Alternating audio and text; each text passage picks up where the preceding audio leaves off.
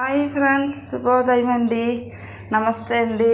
నా యూట్యూబ్ బిడ్డలకు అందరికీ శుభోదయం చెప్తున్నానండి. నమస్తే అండి. అందరూ బాగోవాలి, అందరూ నేను ఉండాలి. టెర్రస్ పైకి వచ్చానండి. గ్రీన్ టీ కాసుకుందారని, ఆకులు పట్టుకెళ్దారని వచ్చానండి. ఇక్కడ చూస్తే మరి ఏంటండి అంటారు, లిల్లీ పూలు చూడండి ఎంత చక్కగా ఇడిసి ఉన్నాయో మొగ్గలు. ఇవని ఇక పొత్తులు వస్తున్నాయండి మొగ్గలు.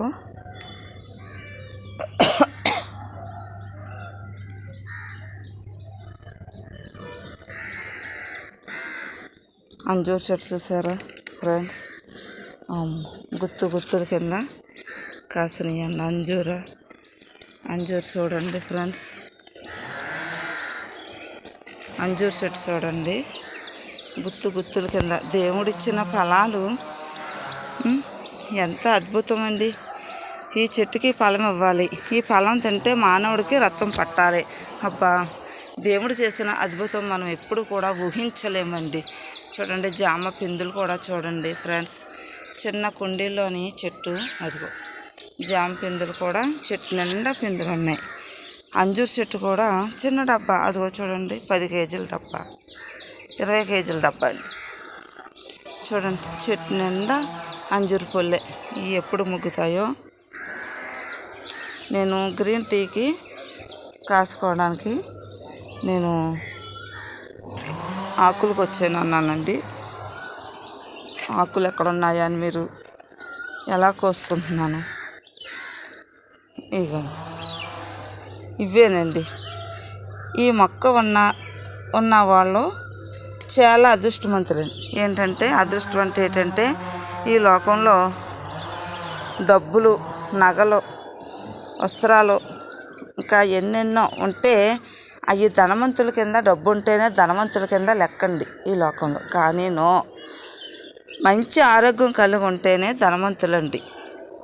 ఈ మొక్క ఉంటే ప్రతి ఇంట్లోని ఆరోగ్యంగానే ఉంటారండి.